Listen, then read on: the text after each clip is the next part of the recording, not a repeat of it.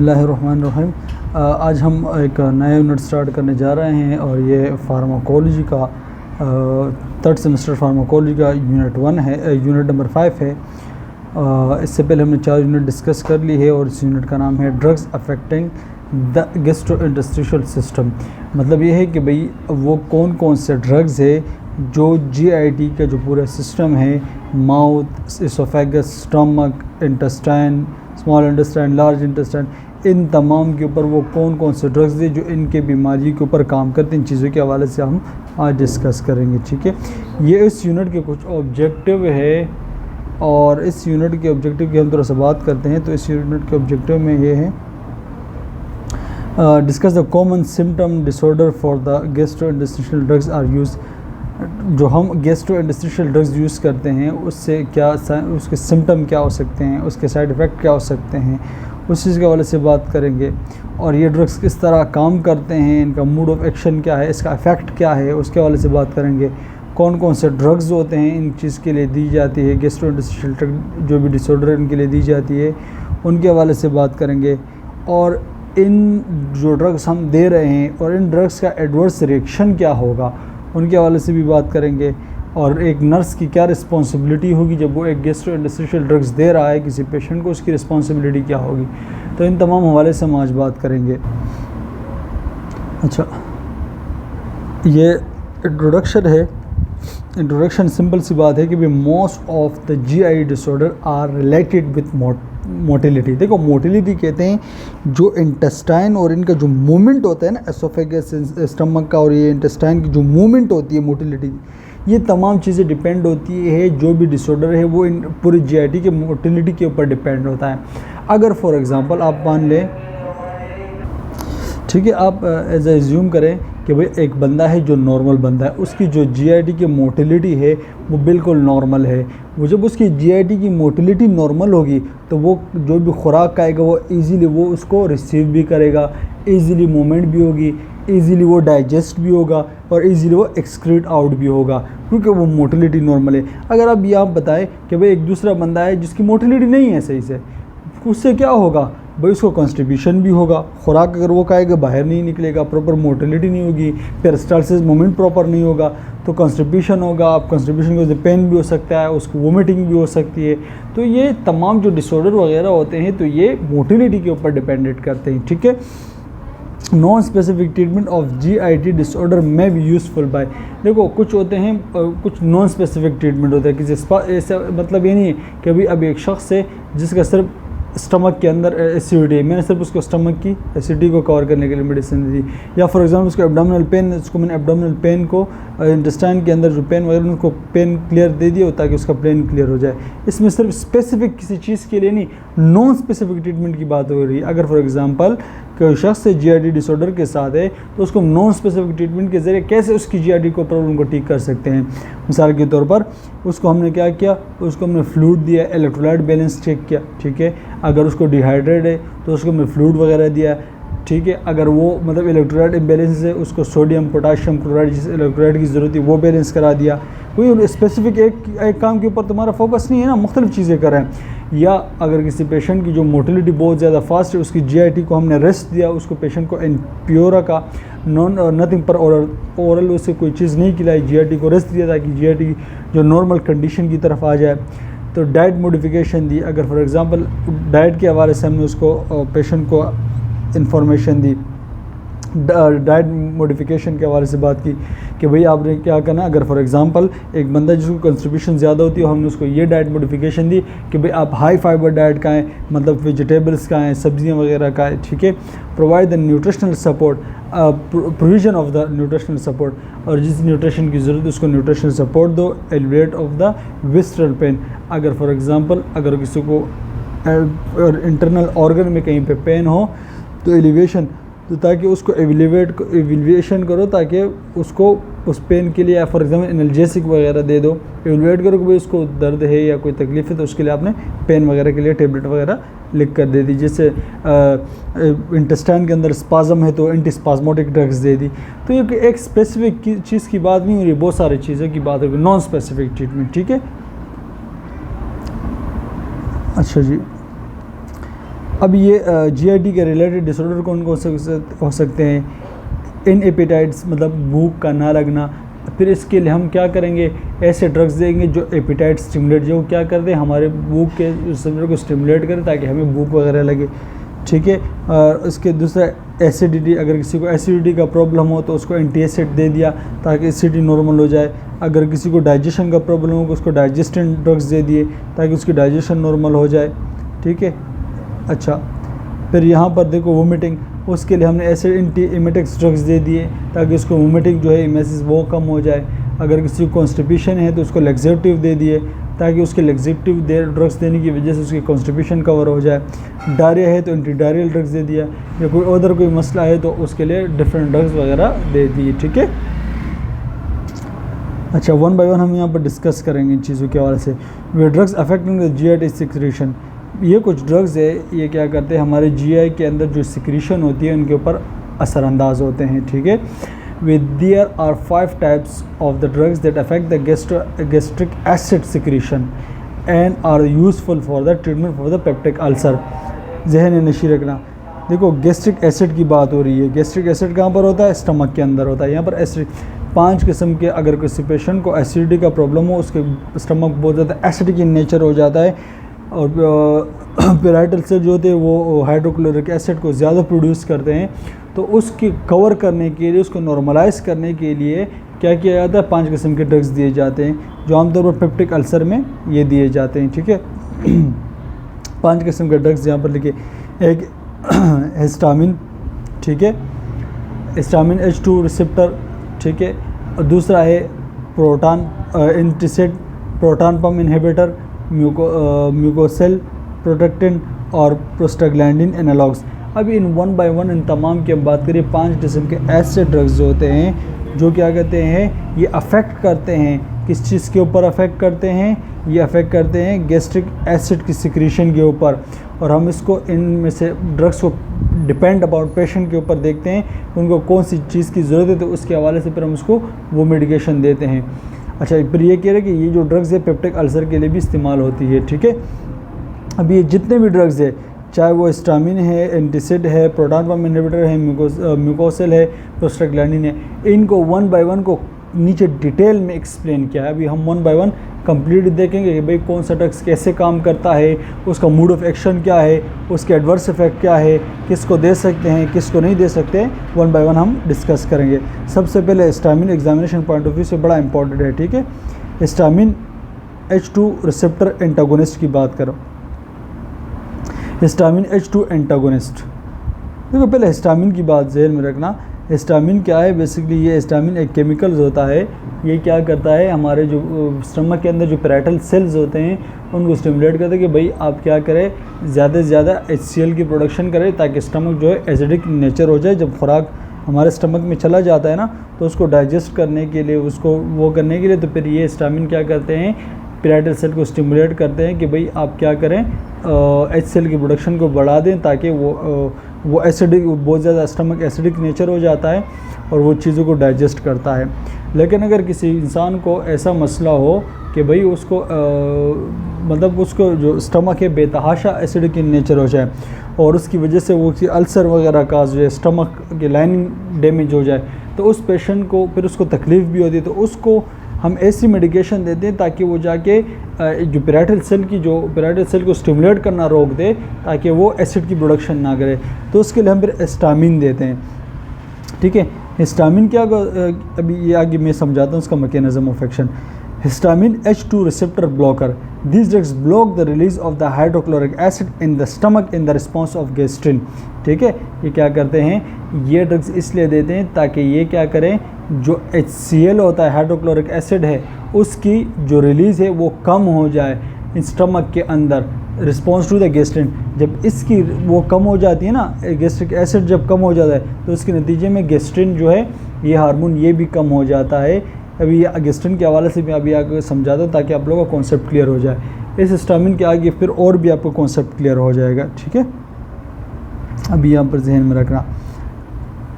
अच्छा, यहाँ पर हिस्टामिन के अंदर बहुत सारी मेडिकेशन आती है, उस मेडिकेशन के हवाले से भी हम बात करेंगे आगे, ठीक है। देखो यहाँ पर लिखा है ना, जो फिमेटाडिन होता है, रेनिटाडिन होता है, सिमेटाडिन, तो ये जो यहाँ पर लिखा है ना, सिमेटाडिन, फिमेटाडिन, रेनिटाडिन, ये जिसमें ये तमाम ड्रग्स H2 ब्लॉकर्स होते हैं। इसको पहले ध्यान में रखना, the drugs action, the H2 blocker are the antagonist at the receptor in the parietal cell of the stomach. This blockage the result to inhibit of the hormone gastrin. There will be decrease the production of the gastrin acid from the parietal cell. We also the chief cell will be secrete less pepsinogen. अब इनको थोड़ा जहन में रखने, concept जहन में रखना। अच्छा, यहाँ पर फर्स्ट लाइन को ज़रा समझने की कोशिश करें, ठीक है। फर्स्ट लाइन को ज़रा समझने की कोशिश करें। देखो ये अगर स्टमक के अंदर पैराइटल सेल है ना, तो इस पैराइटल सेल की अगर मैं आपको बता दूँ, चलो इस स्टमक के अंदर पैराइटल सेल है, ठीक है। और या अल्लाह क्या हो गया, अच्छा ये स्टमक के अंदर पैराइटल सेल है, तो इस पैराइटल सेल के ऊपर अगर आप थोड़ा सा फोकस करें या थोड़ा सा मैं आपको समझा सकूं, तो ये जो जगह होती है ना, यहाँ पर ये एक मिसाल के तौर ये समझ ले कि येलो किस्म का एक रिसेप्टर मौजूद होता है। होता नॉर्मली क्या है भाई, जब हिस्टामिन रिलीज़ होते हैं, नॉर्मल हिस्टामिन की बात कर रहा हूँ, जब हिस्टामिन रिलीज़ होते हैं तो वो ये मान लो कि भाई नॉर्मल केमिकल हिस्टामिन जो है वो रिलीज़ हो रहा है, वो आके पैराइटल सेल को इस रिसेप्टर के साथ बाइंड होते हैं और इस रिसेप्टर को कहते हैं, इस पैराइटल सेल को कहते हैं कि भाई आप स्टिमुलेट हो जाए और ज़्यादा से ज़्यादा एसिड की प्रोडक्शन करें। फिर ये पैराइटल सेल क्या करता है, एसिडिक ज़्यादा HCl प्रोड्यूस करता है और हमारा स्टमक जो है वो ज़्यादा एसिडिक इन्वायरमेंट हो जाता है, एसिडिक नेचर हो जाता है, ठीक है। फॉर एग्जांपल अगर किसी पेशेंट का स्टमक बहुत ज़्यादा एसिडिक हो जाए, उसकी वजह से इसका अल्सर वगैरह होते हैं, तो उसको मज़ीद तकलीफ़ होती है, तो फिर हम क्या करते हैं, H2 रिसेप्टर ब्लॉकर देते हैं। को क्या देते हैं, H2 ब्लॉकर देते हैं। ये H2 ब्लॉकर क्या करता है, ये क्या करता है, फॉर एग्ज़ाम्पल आप ये एग्ज़ाम्पल के तौर पर आप ये मान लें कि भाई ये सेल है और इसके पास ये रिसेप्टर भी मौजूद है, और यहाँ पर हमने किसी पेशेंट को, आप ये एज्यूम कर लें कि भाई पेशेंट को मैंने H2 ब्लॉकर दे दिया, ये H2 ब्लॉकर सीधा जाएगा इस पैराइटल सेल के ऊपर अटैच हो जाएगा। जब ये H2 ब्लॉकर, हिस्टामिन 2 ब्लॉकर, जब ये इस पैराइटल सेल के ऊपर अटैच होगा तो फिर क्या होगा, अगर for example normal histamine chemical release भी हो रहे हैं और यहाँ पर आके इसको स्टिमुलेट करने की कोशिश करें तो नहीं कर सकते, क्योंकि पहले से H2 ब्लॉकर ने आके उस रिसेप्टर एरिया को ब्लॉक कर दिया है। तो फिर जब ब्लॉक होगा तो इसके नतीजे में हिस्टामिन इसको स्टिमुलेट नहीं करेंगे, तो पैराइटल सेल क्या करेगा, HCl की जो प्रोडक्शन हो रही थी, HCl की जो प्रोडक्शन हो रही थी वो नहीं होगी, HCl का लेवल स्टमक के अंदर कम हो जाएगा। तो इसकी वजह से क्या होता है, स्टमक की जो एसिडिटी होती है वो कम हो जाती है। फर्स्ट पॉइंट कॉन्सेप्ट क्लियर होगा। द ब्लॉक रिजल्ट, जब ये ब्लॉक हो जाता है पैराइटल सेल की स्टम, वो ब्लॉक हो गया और वहाँ से वो नहीं निकला, तो उसके नतीजे में क्या हो जाती है, जो गेस्ट्रिन हार्मोन है उसकी प्रोडक्शन भी इनहिबिट हो जाती है, वो भी रुक जाता है। विद द ब्लॉकेज रिजल्ट, उसके ब्लॉकेज के नतीजे में जैसे वो पैराइटल सेल के ब्लॉक हो जाए तो वो HCl नहीं प्रोड्यूस होगा, जब HCl नहीं प्रोड्यूस होगा तो उसके नतीजे में गेस्ट्रिन हार्मोन भी इनहिबिट हो जाता है, इनकी भी कमी हो जाती है, ये भी कम रिलीज़ होता है। There will be decrease the production of the gastric acid, तो फिर इसके नतीजे में क्या होता है, और भी गैस्ट्रिक एसिड जो होता है वो कम हो जाता है, पैराइटल सेल से वो कम निकलता है, ठीक है। अभी गेस्ट्रिन हार्मोन का क्या काम है वो थोड़ा सा समझा दूँ ताकि और भी आपको कॉन्सेप्ट क्लियर हो जाएगा। अच्छा, अब यहाँ पर थोड़ा सा इसको समझने की कोशिश करो, ये गैस्ट्रिक एसिड, ये गेस्ट्रिन हार्मोन को ज़रा समझने की कोशिश करो। अगर हम यहाँ पर गेस्ट्रिन हार्मोन की बात करें, देखो गेस्ट्रिन हार्मोन क्या है, जब हम खाना नॉर्मल पहले मैकेनिज्म समझो ताकि फिर आपको एबनॉर्मल चीज़ें समझ ईजीली आ जाएगी। जब हम खाना खाते हैं तो गेस्ट्रिन जो हार्मोन है ये रिलीज़ होता है, ये जैसे रिलीज़ होता है ये हिस्टामिन को है, केमिकल को स्टिमुलेट करता है, हिस्टामिन रिलीज़ होती है। ये क्या करता है, पैराइटल, जब हिस्टामिन रिलीज़ होगा तो वो जाके पैराइटल सेल को एक्टिवेट करेगा, जब पैराइटल सेल के साथ वो एक्टिवेट करेगा तो पैराइटल सेल क्या करे, HCl हार्मोन ज़्यादा, HCl जो एसिड है वो ज़्यादा रिलीज़ करेगा, तो उसके नतीजे में हमारे स्टमक का लिए एसिडिक नेचर होता है वो ज़्यादा हो जाता है। लेकिन जब आप ये समझें तो हमने पहले पॉइंट में ये बताया था कि H2 ब्लॉकर देंगे तो वो जाके उस पैराइटल सेल को ब्लॉक कर देगा, जैसे पैराइटल सेल ब्लॉक होगा तो उसके नतीजे हमने कहा गेस्ट्रिन हार्मोन भी कम होगा। अगर फॉर एग्जाम्पल गेस्ट्रिन हार्मोन हो भी तो वो जाके अगर वो हिस्टामिन को रिलीज़ भी कर रहा है तो हिस्टामिन जाके ऊपर वहाँ पर उसकी अटैचमेंट नहीं होती, तो इसके नतीजे में भी क्या होता है, जो गेस्ट्रिक एसिड होता है वो भी कम हो जाता है, ठीक है। ये कॉन्सेप्ट एक दूसरे के साथ रिलेटेड है। Also the chief cell of will be secrete the less pepsinogen. Chief cell हमारे ये तमाम हमारे स्टमक के सेल्स होते हैं, ये क्या करता है, चीफ सेल पेप्सोनोजन, ये इनएक्टिव प्रोटीन होता है, इनएक्टिव, ठीक है, और ये इनएक्टिव हार्मोन होता है। ये क्या करता है बेसिकली, फिर एक्टिव फॉर्म में पेप्सिन के अंदर कन्वर्ट होता है और फिर ये प्रोटीन की डाइजेशन में काम करता है, ठीक है, पेप्सोनोजन, ठीक है। चीफ सेल पेप्सोनोजन को रिलीज़ करते हैं, लेकिन पेप्सोनोजन इनएक्टिव फॉर्म में होता है। ये पेप्सोनोजन फिर एक्टिव फॉर्म में कन्वर्ट हो जाता है, पेप्सिन जिसे कहते हैं। पेप्सिन फिर क्या कहते हैं, प्रोटीन की डाइजेशन कराता है, ठीक है।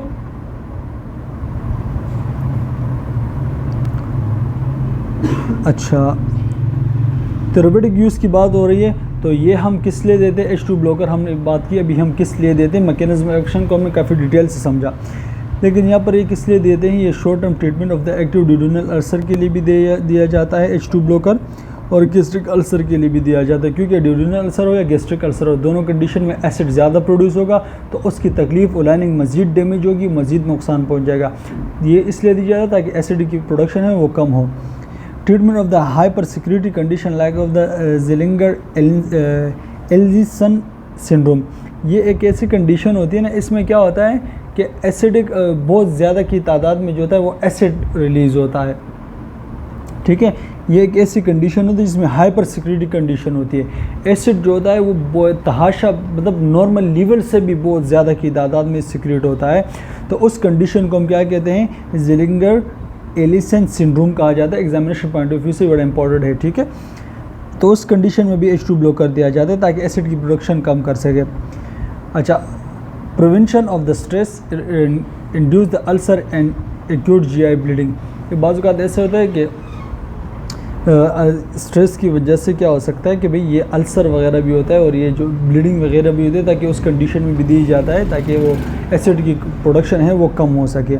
Treatment of the aversion of GERD कहते हैं गैस्ट्रोएसोफेजियल रिफ्लक्स डिजीज़।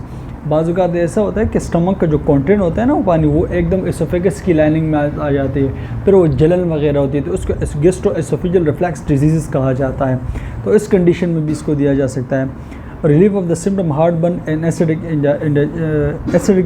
इंडाइजेशन, अगर किसी को हार्ट बर्न हो या एसिडिक इंडाइजेशन हो तो उन कंडीशन में भी ये H2 ब्लॉकर जो है ये दिया जाता है, ठीक है। अच्छा, प्रिकॉशन की बात करें या कॉन्ट्राइंडिकेशन की बात करें, भाई किस पेशेंट में आपने एहतियात से देना है और किस पेशेंट को आपने नहीं देना। अगर किसी पेशेंट को एलर्जी हो H2 ब्लॉकर से तो आपने उनको नहीं देना, ठीक है। अगर कोई पेशेंट प्रेग्नेंट हो या कोई मदर हो जो लैक्टेशन कर रही हो, बेबी को मिल्क पिला रही हो, या रीनल डिस्फंक्शन का पेशेंट हो, या उसको हेपेटिक डिस्फंक्शन हो, लीवर के कोई मसले हो, तो उन पेशेंट को अगर आप H2 ब्लॉकर दे रहे हैं तो बड़े ख्याल और बड़े एहतियात से आपने देना होता है। अच्छा, एक और भी H2 ब्लॉकर का नाम है निज़ेटाडीन, ठीक है। फिमेटाडीन, निज़ेटाडीन, ये एक निज़ेटाडीन के नाम से भी है, ठीक है। इसकी आप मालूम यहाँ से कर सकते हो। लास्ट में टाइडिन जिसमें आता है ना, टाइडिन्स, तो ये हमारे पास H2 ब्लॉकर होते हैं। अच्छा, can be use hepatic dysfunction, ख़ास तौर पर ये जो है ना निज़ेटाडीन, ये हेपेटिक डिस्फंक्शन के अंदर यूज़ की जा सकती है, आप इसमें यूज़ कर सकते हैं, ये सेफ़ है इसमें, ठीक है। अच्छा, इसकी बात करें, साइड इफ़ेक्ट की बात करें, एडवर्स इफ़ेक्ट की बात करें, तो इस H2 ब्लॉकर देने की वजह से GIT में मसला हो सकता है, सेंट्रल नर्वस सिस्टम में भी इशू हो सकता है। GIT पेशेंट को डायरिया भी हो सकता है, कॉन्स्टिपेशन भी हो सकता है, डिजीनेस भी इसकी वजह से हो सकता है, इसके साइड इफ़ेक्ट है, हेडेक भी हो सकता है, नींद भी आ सकती है, जैसे गुनूदगी वगैरह होती है ना, गुनूदगी जैसा ड्राउनेस जिसे कहते हैं। कन्फ्यूजन, ख़ास तौर पर जब एल्डरी पेशेंट को जब आप H2 ब्लॉकर देते तो उनके अंदर कन्फ्यूजन वगैरह पैदा हो सकती है और हेलुसिनेशन भी हो सकती है। हेलुसिनेशन एक ऐसी कंडीशन होती है, ये एक मेंटल रिलेटेड कंडीशन होती है। इसमें इस तरह इसके फिर अलग टाइप्स होते हैं कि विजुअल हेलुसिनेशन होती है, ऑडिटरी हेलुसिनेशन होती है, टेक्टाइल हेलुसिनेशन होती है। मतलब इसमें एक ऐसी कंडीशन होती है कि इंसान को लगता है कि भाई एक शख्स कोई प्रेजेंट वहाँ पर मौजूद नहीं हो, लेकिन उसको इस तरह फील हो रहा है कि भाई वो शख्स यहाँ पर मौजूद। इसके एक छोटी सी एग्जांपल मैं आपको समझा देता हूँ ताकि हेलुसिनेशन का कॉन्सेप्ट भी आपको यहाँ पर क्लियर हो जाए। हेलुसिनेशन का बिल्कुल आसान और सिंपल ये समझने कि भाई ये एक ऐसी कंडीशन होती है जिसमें इंसान को या एक चीज़ फील हो रही है या सुनाई दे रही है, लेकिन वो चीज़ वहाँ पर प्रेजेंस नहीं है, मौजूद नहीं है। इस कंडीशन को हेलुसिनेशन कहते हैं। एग्जांपल के तौर पर अगर मैं यहाँ पर कहूँ कि मैं आप लोग को पढ़ा रहा हूँ ना, ठीक है, और मैं ये कंसिडर कर लूँ कि भाई यहाँ पर सारे जो स्टूडेंट है वो मेरे सामने बैठे हुए, मैं उनको पढ़ा रहा हूँ, लेकिन एक्चुअली वो रियलिटी ये है कि वहाँ पर स्टूडेंट मौजूद नहीं है। तो ये जो मैं परसेप्शन है, मेरा जो सोच है, थिंक है, इसी को हेलुसिनेशन कहा जाता है कि भाई आप एक चीज़ को फील कर रहे हो, महसूस कर रहे हो या सुन रहे हो, और या आप देख रहे हो, लेकिन वो चीज़ वहाँ पर मौजूद नहीं है। दैट इज़ कॉल्ड हेलुसिनेशन कहा जाता है, ठीक है, हेलुसिनेशन। अच्छा, अब बाज़ औक़ात ये होता है कि भाई ये H2 ब्लॉकर देने की वजह से जो होता है हमारे हार्ट जो होते हैं इनके ऊपर भी थोड़ा सा अफेक्ट हो सकता है, क्योंकि H2 ब्लॉकर जो होता है ये सिर्फ और सिर्फ स्टमक के अंदर नहीं, बल्कि हमारे H2 रिसेप्टर जो होते हैं ये सिर्फ स्टमक के अंदर नहीं, बल्कि हमारे जो हार्ट होता है ना, दिल, वहाँ भी H2 रिसेप्टर मौजूद होते हैं, ठीक है। जब ये हमारी जो रिदम है, फॉर एग्ज़ाम्पल आप किसी पेशेंट को H2 रिसेप्टर ज़्यादा दे दो, ज़्यादा तादाद में दे दो, या वो इसकी मिस डोज कर ले, ज़्यादा खा ले, तो उसकी वजह से होता क्या है, तो उसकी हार्ट के ऊपर भी असर पड़ सकता है। उसकी जो नॉर्मल रिदम है वो डिस्टर्ब हो सकती है, फिर क्योंकि वो जब जाएगा तो हार्ट में भी H2 रिसेप्टर होंगे, हार्ट के H2 रिसेप्टर को ब्लॉक करेगा। जब हार्ट के H2 रिसेप्टर ब्लॉक होंगे तो जो नॉर्मल हार्ट के अंदर एक इलेक्ट्रिकल सिग्नल जनरेट होते हैं तो वो डिस्टर्ब होंगे। तो उसकी वजह से क्या होगा, जो हार्ट के जो नॉर्मल रिदम है वो डिस्टर्ब हो जाएगा। वो ब्लॉक हो गए तो पेशेंट जो है हाइपरटेंशन की तरफ भी जा सकता है, ठीक है। इस पेशेंट ये हो जाता है कि उसकी ब्लड प्रेशर भी कम हो जाता है। फिर जब आप किसी पेशेंट को, अभी आप आगे पढ़ेंगे मैं आपको समझाऊंगा कि जब भी आप किसी पेशेंट को H2 ब्लॉकर दे दे तो उस पेशेंट की हार्ट रिलेटेड हिस्ट्री भी ली जाती है, हार्ट रिलेटेड स्टेटस भी देखा जाता है, उसका ब्लड प्रेशर को भी देखा जाता है, क्योंकि H2 रिसेप्टर जो होते हैं वो हार्ट में भी मौजूद होते हैं। तो हम तो यहाँ पर उसको स्टमक के लिए दे रहे हैं, लेकिन वो जब एब्जॉर्ब होता है वो वहाँ पर जाएगा तो वहाँ पर भी उसकी इफ़ेक्ट करेगा, ब्लड में जाएगा, ब्लड से फिर सर्कुलेट होगा तो फिर वहाँ पर भी इसका इफ़ेक्ट होगा, ठीक है, हार्ट पर। अच्छा, सिमिटाडिन की बात करें तो सिमिटाडिन ये भी एक H2 ब्लॉकर है। इसकी वजह से होता है कि गायनोकेमिस्ट्रिया इन इम्पोर्टेंस इन मेल्स की बात हो रही है, ठीक है। तो यहाँ पर दो कंडीशन होती है सिमिटाडिन, एक होता है गायनोकेमिस्ट्रिया। गायनोकेमिस्ट्रिया कहते हैं जो मेल नहीं है, मेल उसके जो ब्रेस्ट साइज़ है वो इंक्रीज़ हो जाए, ठीक है, जो नॉर्मल नहीं होते हैं। लेकिन अगर सिमिटाडिन ज़्यादा यूज़ करने की वजह से एक साइड इफ़ेक्ट ये है कि गायनोकेमिस्ट्रिया हो जाता है, मेल के अंदर जो उसका ब्रेस्ट साइज़ है वो इंक्रीज़ हो जाता है। दूसरा उसके अंदर मेल इंपॉर्टेंस इन मेल, जो मेल के अंदर जो लिबिडो होती है, सेक्सुअल डिज़ायर होता है, तो सिमिटाडिन की ज़्यादा यूज़ करने की वजह से सेक्सुअल डिज़ायर जो है वो भी कम हो जाता है, ठीक है।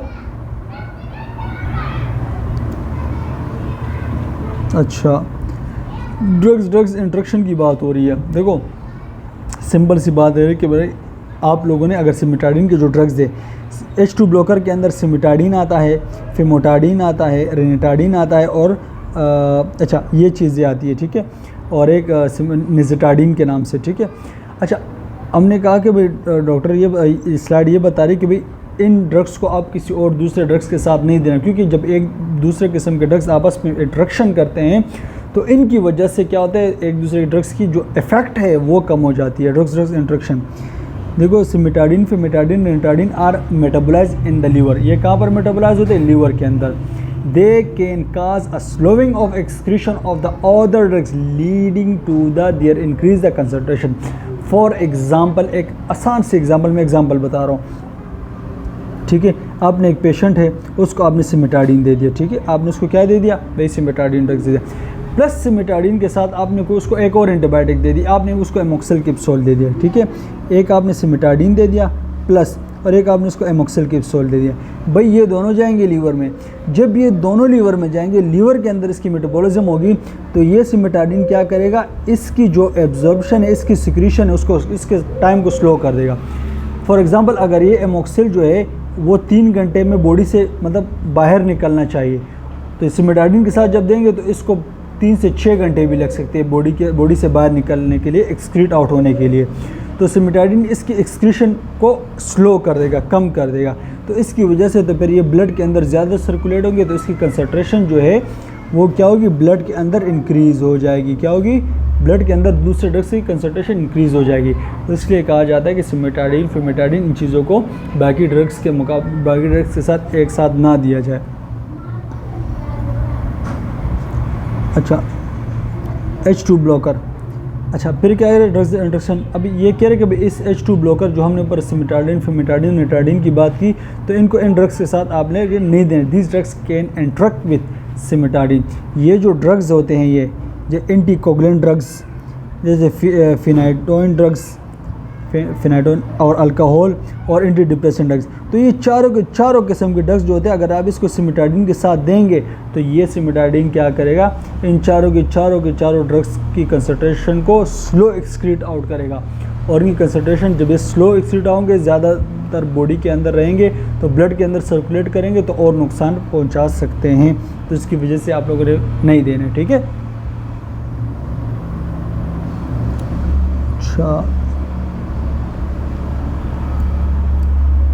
अच्छा, फिर यहाँ पर हो रहा है कि भाई इसकी कंसंट्रेशन की बात करें, वे administer the drugs with meals bed time ensure the therapeutic level. आप H2 ब्लॉकर जो है, चाहे सिमेटाडिन कोई भी हो, तो आपने क्या करना है, उसको ख़ास तौर पर बेड टाइम पर देनी है, सोने से कुछ देर टाइम पहले देनी है, ताकि प्रॉपर थेरेपेटिक लेवल उसका इफेक्ट हो सके, ठीक है।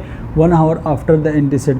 अगर आप इसको फॉर एग्जांपल H2 ब्लॉकर भी दे रहे हैं और एंटीसिड भी दे रहे हैं, एसिड रिड्यूस करने के लिए ड्रग्स, तो आपने इसको एंटीसिड से कम, मतलब कम टाइम, इसको 1 घंटा पहले या बाद में इस तरह आप दे सकते हैं। Stress the importance of the continue use for the length of the time of prescribe. अच्छा, फिर आपने पेशेंट को ये बताना है कि भाई जितने टाइम तक डॉक्टर ने आपको बताया है मेडिसिन का, आपने कंटिन्यू उतने टाइम तक इसको यूज़ करना है जिस टाइम तक आपको ये प्रिस्क्राइब की गई है, ठीक है।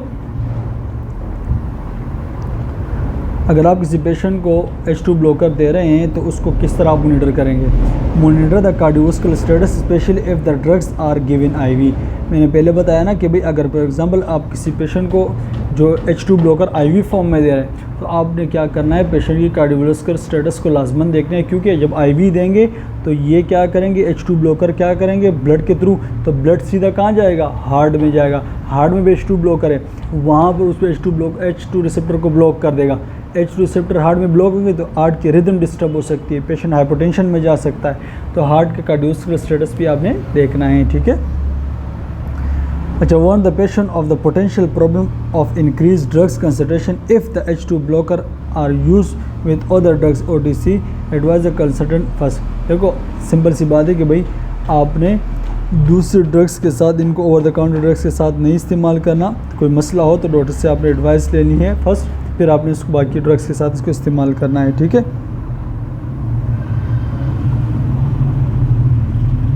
अच्छा, provide the comfort measurement like analgesic for the headaches. अगर किसी को पेशेंट को सर में दर्द हो तो आपने उसको एनाल्जेसिक भी दे सकते हो, ताकि उसका जो सर दर्द है वो कम हो जाए। और क्योंकि H2 रिसेप्टर दे रहे हैं तो हेडेक वगैरह हो सकता है, ठीक है।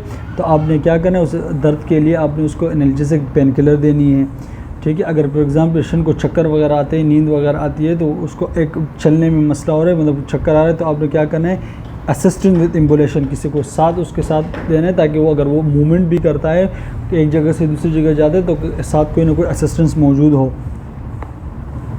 अच्छा, तीसरा क्या है, safety measurement because of the confusion.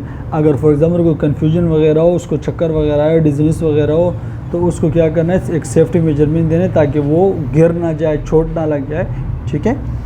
अच्छा, warn the patient taking cimetidine that as a drownness may be pose of hazard if the driving or operating the delicate machine। देखो अब अगर ये भी H2 ब्लॉकर है सिमेटाडिन, मगर इसका जो केमिकल जो इसका केमिकल स्ट्रक्चर ऐसा है और उसको इस तरह बनाया गया है कि इसके अंदर थोड़ा सा जब ये खाई जाती है तो इस सिमेटाडिन की वजह से इंसान को ड्राउनेस, नींद वगैरह आ जाती है, तो गुरूदगी आती है। तो फिर पेशेंट को ये बताना कि भी अगर आप ड्राइविंग करते हैं या कोई ऐसा मशीन चलाते हैं, कोई ख़तरनाक मशीन चलाते हैं, कोई कंपनी में काम करते हैं या जॉब करते हैं, कोई ऐसी मशीन वगैरह चलाते, तो उस टाइम आपने सिमेटाडिन का इस्तेमाल नहीं करना, क्योंकि इससे नींद आ सकती है और आपको फिर नुकसान भी हो सकता है। क्योंकि अगर आप ड्राइविंग करते हो, नींद आ जाए तो आपको नुकसान हो जाएगा, गिर जाएंगे, एक्सीडेंट हो जाएगा, या ऑपरेटिंग मशीन चला रहे हैं तो वहाँ भी मसला हो सकता है, ठीक है। अच्छा, यहाँ पर भी बताया गया provide the health teaching as to the dose. अच्छा, फिर आपने पेशेंट को टीचिंग बताना है कि भाई आपने कितने टाइम, अगर डॉक्टर ने प्रिस्क्राइब किया उतने डोज के हिसाब से बताना है, कितने फ्रीक्वेंसी कितने टाइम का आना है, और comfort measure to the initiated when the side effect are the intolerable. और ये भी पेशेंट को बताना है अगर इससे कोई तकलीफ़ हो तो फिर आपने कौन से सेफ्टी मेजरमेंट करने हैं, क्या करना है, डॉक्टर के पास आना है या क्या करना है। अगर इससे मेडिसिन से कोई साइड इफ़ेक्ट होते हैं तो फिर आपने डॉक्टर को इन्फॉर्म करना है, या जो भी उसका प्रिवेंशन है वो आपने पेशेंट को समझा देना है। और रिवेट द इफेक्टिवनेस, सिंपल सी बात है भाई, आपने जो मेडिसिन जिस चीज़ के लिए आप दे रहे हैं तो आपने, सिंपल सी बात है, आपने उन चीज़ों को लाजमन देखना है कि भाई जो मैंने ड्रग्स जिस चीज़ के लिए दी है क्या उसने उसी तरह काम किया है, उसके इफेक्टिवनेस, एवलुएट द इफेक्टिवनेस, उसके फ़ायदा देखना है कि भाई मैंने जो ड्रग्स दी है जिस कंडीशन के लिए क्या वो कंडीशन सही हुआ है या नहीं। तो तमाम ड्रग्स को फिर एट द एंड में आप एवलुएट करते हैं। Relieve the symptom of ulcer, heartburn and GERD। H2 blocker जो होता है वो अल्सर के लिए भी दिया जाता है। अल्सर के जो सिम्टम होते हैं, जलन होती है, हार्टबर्न होता है, और गैस्ट्रोएसोफेजियल रिफ्लक्स डिजीज़, इन चीज़ों में भी आप इस H2 ब्लॉकर को दे सकते हैं। ठीक है, ये इनमें भी काम करता है, चाहे वो अल्सर के जो सिम्टम हो, हार्टबर्न के हो, या गैस्ट्रोएसोफेजियल रिफ्लक्स डिजीज़ के सिम्टम हो, तो इन तमाम में भी आप H2 ब्लॉकर दे सकते हैं। ये उनमें भी बेहतरीन काम करता है। ठीक है, अच्छा, अभी सेकेंड ड्रग्स की बात होती है, एंटीसिड। एंटीसिड क्या कहते हैं, जो एसिडिटी के अगेंस्ट जो ड्रग्स दी जाती है उसको एंटीसिड कहा जाता है। अब इसका मोड ऑफ एक्शन की बात करें, एंटीसिड क्या है, बेसिकली ये जो है एक इनऑर्गेनिक केमिकल्स होता है, और इसका ये क्या होता है, have been use for year to neutralize the acid in the stomach. इनका मेन काम क्या होता है, एंटी एसिड ड्रग्स का काम क्या है, जो स्टमक के अंदर एसिडिक है उसको न्यूट्रलाइज करना, उनकी एसिडिटी को कम करना और स्टमक को न्यूट्रलाइज कर देना। ठीक है, ताकि जलन, हार्टबर्न, ये चीज़ें कम हो। तो एंटी एसिड किस लिए दिया जाता है, स्टमक के अंदर जो एसिड है उसको न्यूट्रलाइज करने के लिए दिया जाता है। ठीक है, अच्छा, फिर क्या है कि अच्छा, the following are the common antacid that can be bought OTC। ये 5 किस्म के एंटीसिड मेडिसिन हैं जो आमतौर पर मिल जाते हैं वो स्टोर में। इसमें एक अल्मोनियम साल्ट, जिसको हाइड्रोक्साइड भी कहते हैं। ठीक है, फार्मूला देखेंगे, कैल्शियम साल्ट जिसको कार्बोनेट फार्मूला, एक magnesium salt, milk of magnesia, sodium carbonate और मेगाल्ड्रेट। इसमें मेगाल्ड्रेट जो, इसमें 2 चीज़ें, इसमें अल्मोनियम भी मौजूद है और मैग्नीशियम भी मौजूद है।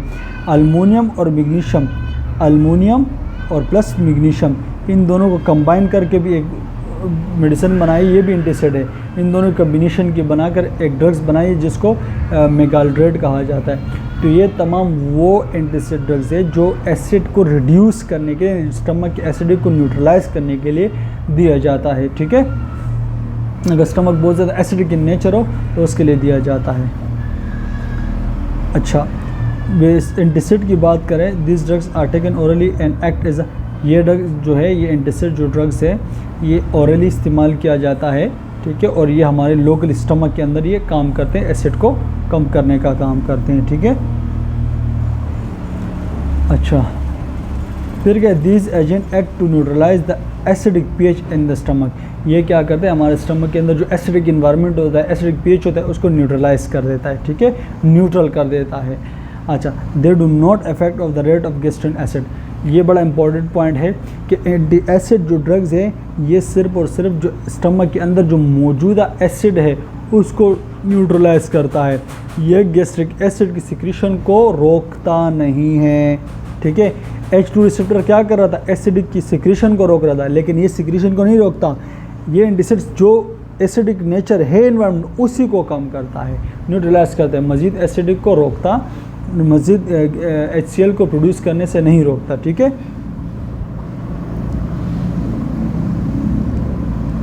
अच्छा, with the administer of the antacid में because of the acid rebounded. इससे क्या हो जाता है, देखो एक कंडीशन होती है, एसिड रिबॉन्डेड किसे कहते हैं, इसको ज़रा समझो। एसिड रिबॉन्डेड, देखो हमारा जब हम एंटीसिड देते हैं ना, और एकदम एंटीसिड देने की वजह से एकदम क्या हो जाता है कि भी हमारे जो स्टमक होते हैं बिल्कुल एसिडिक उसके अंदर बिल्कुल कम हो जाते हैं, न्यूट्रलाइज बिल्कुल अल्कलाइन नेचर हो जाता है। जैसे हमारा स्टमक अल्कलाइन नेचर हो जाता है, लेकिन स्टमक का जो नॉर्मल कंडीशन होती है वो एसिडिक नेचर होता है। हमारा स्टमक जो है नॉर्मली वो एसिडिक नेचर होता है, लेकिन जब हम एंटासिड देते हैं और एंटासिड इतने ज़्यादा तादाद में दे दिया जाए या लॉन्ग टर्म इस्तेमाल कर दिया जाए जिसकी वजह से हमारा जो स्टमक है वो अल्कलाइन नेचर हो जाए, तो फिर हमारी बॉडी क्या करती है, दोबारा से एकदम क्या करती है, एसिड को हार्मोन्स रिलीज़ होते हैं, गेस्ट्रिन रिलीज़ होता है, फिर हिस्टामिन रिलीज़ होते हैं और जाके दोबारा HCl को स्टिमुलेट करते हैं, पेराइडल सेल को स्टिमुलेट करते हैं। पेराइडल सेल दोबारा से HCl प्रोड्यूस कर हाइड्रोक्लोरिक एसिड रिलीज़ करता है, तो फिर वो दोबारा से स्टमक हमारा एकदम एसिडिक नेचर के अंदर दोबारा आ जाता है, क्योंकि स्टमक का जो नॉर्मल कंडीशन होती है वो एसिडिक नेचर होती है। एग्जामिनेशन पॉइंट ऑफ व्यू से भी याद रखना, एग्ज़ाम में आ जाए कि स्टमक कौन सी कंडीशन में होती है, अल्कलाइन नेचर होती है, एसिडिक नेचर, तो नॉर्मल स्टमक जो होती है वो एसिडिक नेचर होती है। ठीक है, तो एसिडिक रिबॉन्डेंट का मतलब है कि एसिडिक जो स्टमक बिल्कुल अल्कलाइन नेचर पर चला जाए और एकदम से दोबारा वो अपने एसिडिक लेवल पर आना शुरू हो जाए, इसको हम एसिडिक रिबॉन्डेड कहा जाता है। ठीक है, एसिड रिबॉन्डेड। अच्छा, neutralizing the stomach content in the alkaline level stimulate the gastrin production to cause in increase the in acid production and return to the stomach to the normal acidic state. ये वही कहानी जो मैंने अभी आपको बताई है। ठीक है,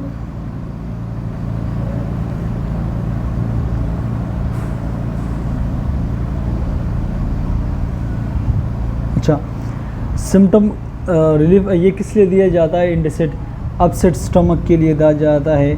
ठीक है, हाइपर एसिडिटी के लिए दिया जाता है। अच्छा, अगर अपसेट स्टमक हाइपर एसिडिटी की वजह से अगर आपका स्टमक अपसेट हो तो उसकी वजह से ये आप उसके लिए एंटासिड दे सकते हो। अच्छा, ये हेपेटिक अल्सर के लिए दिया जा सकता है, गेस्ट्रिन के लिए, गेस्ट्राइटिस के लिए।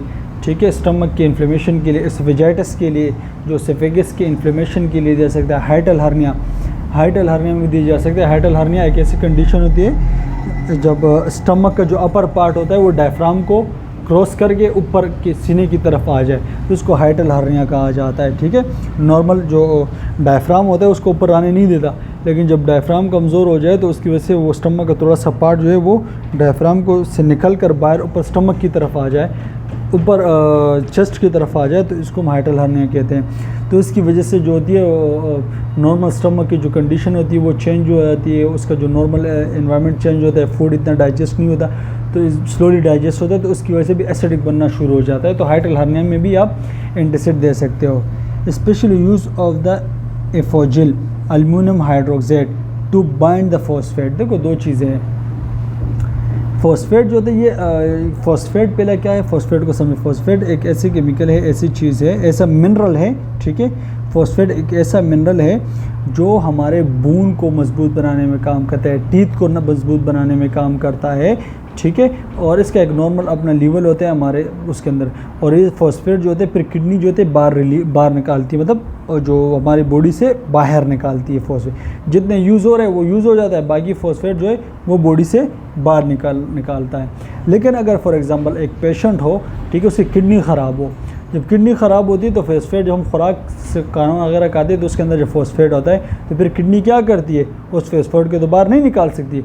जब ये फॉस्फेट हमारे ब्लड के अंदर सर्कुलेट होगा तो फिर हमारे ब्लड को भी नुकसान पहुंचाएगा, लीवर ज़्यादा होगा तो ब्लड को भी नुकसान पहुंचाएगा, बोन को भी नुकसान पहुंचाएगा, क्योंकि नॉर्मल लीवर से एक्स्ट्रा हो रहा है और निकल नहीं रहा तो नुकसान ही पहुंचाएगा। तो इस कंडीशन में फिर क्या दिया जाता है कि एंटासिड दिया जाता है, जिसको एम्फोजिल अल्युमिनियम हाइड्रोक्साइड इसका फार्मूला है। ये एम्फोजिल इसलिए दिया जाता है, फिर क्या करता है, जैसे हम ये देते हैं और ये जैसे खुराक इंटेस्टाइन में चला जाए और उस खुराक के अंदर अगर फॉस्फेट हो तो एम्फोजिल दिया जाता है, ये जाके उस फॉस्फेट के साथ एकदम बाइंड हो जाता है। ये एम्फोजिल क्या करता है, ये इस फॉस्फेट के साथ बाइंड हो जाता है और इस फॉस्फेट जब बाइंड हो जाता है इसको ऑब्जॉर्ब होने नहीं देता, फिर ये जो फॉस्फेट है ये स्टूल के ज़रिए बाहर निकल जाता है। तो ये एग्जामिनेशन पॉइंट ऑफ व्यू से बड़ा इंपॉर्टेंट है कि फॉस्फेट को बाइंड होता है और बाहर निकालता है, वो कौन सा एंटासिड है, तो एम्फोजिल या अल्युमिनियम हाइड्रोक्साइड। ठीक है, एंटासिड। अच्छा, now the allergy is the, अच्छा ये मतलब प्रिकॉशन की बात करें कि किस में आप प्रॉपर तरीके से यूज़ करोगे, किस में नहीं दोगे। अगर किसी पेशेंट को इससे एलर्जी है तो आपने उसको नहीं देना, सिंपल सी बात। अगर कोई पेशेंट जो है इलेक्ट्रोलाइट इम्बेलेंस के साथ है, जीआई ऑब्स्ट्रक्शन के साथ है, रीनल डिसफंक्शन के साथ है, तो उसमें आप बड़ा एहतियात से इसको आप यूज़ करोगे, ठीक है। जीआई ऑब्स्ट्रक्शन कहते हैं नॉर्मल जो जीआईटी की मोटिलिटी होती है ना, वो क्या कहते हैं पेरिस्टाल्टिस मूवमेंट के ज़रिए जो भी एक्सक्रीट आउट करता है चीज़ों के, लेकिन अगर वहाँ पर ऑब्स्ट्रक्शन आ जाए, रुकावट आ जाए और वो चीज़ें बाहर की तरफ ना जाए, तो उस कंडीशन में भी इसको दिया जाता है, ठीक है। Sodium bicarbonate is rarely use because of the potential systemic absorption and metabolic alkalosis. अच्छा, ये क्या हो रहा है, ये कि इंपॉर्टेंट पॉइंट यहाँ पर बताया कि सोडियम बाइकार्बोनेट जो था अभी बहुत कम तर यूज़ किया जाता है, ये भी एंटासिड है लेकिन ये भी बेतहाशा कम तर इस्तेमाल किया जाता है। उसकी सबसे वजह ये है कि ये क्या करता है, use because they potential systemic observe, ये हमारे ब्लड के अंदर एब्जॉर्ब हो जाता है। जब हम सोडियम बाइकार्बोनेट देते हैं तो ये हमारे ब्लड के अंदर एब्जॉर्ब हो जाता है, और अगर हम ज़्यादा की तादाद में दे दें तो हमारी जो बॉडी को जो है क्या कहता है, मेटाबॉलिक अल्कलोसिस कंडीशन में लेकर आ जाता है, तो फिर इसके नुकसान भी पहुंचाता है, मेटाबॉलिक अल्कलोसिस कंडीशन में लेकर आ जाता है हमारी बॉडी को, ठीक है। तो इस वजह से ये क्या किया जाता है, हमारे बाइकार्बोनेट बड़ा कम तर इस्तेमाल किया जाता है, ठीक है। अच्छा, नर्सिंग कंसंट्रेशन की बात करें, comfort measurement to alleviate of the constipation stead with the aluminium and diarrhoea stead with the magnesium salt. Examination point of view से बड़ा इंपॉर्टेंट चीज़ है समझना, दो किस्म के एंटासिड है, एक होता है अल्मोनियम, दूसरा होता है मैग्नीशियम साल्ट। अल्मोनियम साल्ट देने की वजह से कॉन्स्टिपेशन काज होती है, क्या होता है, कॉन्स्टिपेशन, और मैग्नीशियम साल्ट एंटासिड देने की वजह से डायरिया काज होता है। दो पॉइंट जहन में रखना, डायरिया किसकी वजह से होता है, कॉन्स्टिपेशन किसकी वजह से होता है, ये जहन में रखना। अल्मोनियम साल्ट की वजह से ये भी एंटासिड है, इसकी वजह से कॉन्स्टिपेशन, और मैग्नीशियम साल्ट की वजह से डायरिया, ये दोनों इसके साइड इफ़ेक्ट है। तो आप अगर किसी पेशेंट को अल्मोनियम साल्ट दे दे तो उसके अंदर कॉन्स्टिपेशन को एवलेट करो कि उसको कॉन्स्टिपेशन वगैरह तो नहीं है, तो फिर उसको आप कहोगे भाई आप ज़्यादा से ज़्यादा पानी पिया करो, आप फाइबर डाइट खाया करो, सब्जियां वगैरह ज़्यादा खाया करो, और ये चीज़ें ज़्यादा खाया करो, ठीक है। अच्छा, अगर किसी को मैग्नीशियम साल्ट देते हो तो आप उसको डायरिया वगैरह हो तो उसको फिर आप कहो कि भाई आप पानी ज़्यादा इस्तेमाल करो, ठीक है, ORS वगैरह का इस्तेमाल ज़्यादा करो, अगर ज़्यादा मसला है तो डॉक्टर को दोबारा दिखाओ, ठीक है। तो आपने इन चीज़ों के पेशेंट को गाइड करना लाजमन है। अच्छा, monitor the side effect and effectiveness of the comfort measurement, patient response to the medication and the effectiveness of the health teachings। इन तमाम इसके जो भी ड्रग्स आप दे रहे हैं, साइड इफ़ेक्ट, इनके तमाम चीज़ें, इसके इफेक्टिवनेस, फ़ायदा क्या हुआ, इसके comfort measurement, patient response, medicine से रिस्पांस कर रहा है या नहीं कर रहा, इन तमाम चीज़ों को आपने देखना है। अच्छा, फिर क्या है, nursing consultation, evaluate the effectiveness, भाई आपने एंटासिड दिया उसके भी फ़ायदा देखो भाई इसका क्या, हमने जिस चीज़ के लिए एंटासिड दिया क्या उसने फॉर एग्जांपल गैस्ट्रिक एसिड की लेवल को कम किया, स्टमक को न्यूट्रलाइज किया या नहीं किया। तो इन तमाम चीज़ को आपने एवेल्यूएशन देखनी है। Decrease the symptom of ulcer and pyrosis, देखो पायरोसिस कहते हैं हार्ट बर्न को कहा जाता है, ठीक है। आपने पेशेंट के अल्सर और पायरोसिस इनको भी देखना है, क्या ये कम हुए, इनके सिम्टम जो मैदे में जलन है, ये तकलीफ जो है ये कम हुआ है यानी। Decrease the phosphate level Amphojel in the patient with the chronic renal failure, ये एग्जाम्पल मैंने आपको क्लियर तरीके से समझा दिया था कि ये किस तरह होता है, ठीक है। अच्छा, फिर हम पार्ट 2 में प्रोटॉन पंप इनहिबिटर की तरफ जाएंगे। ये आज के लिए इतना ही काफ़ी है। Best of luck, thank you.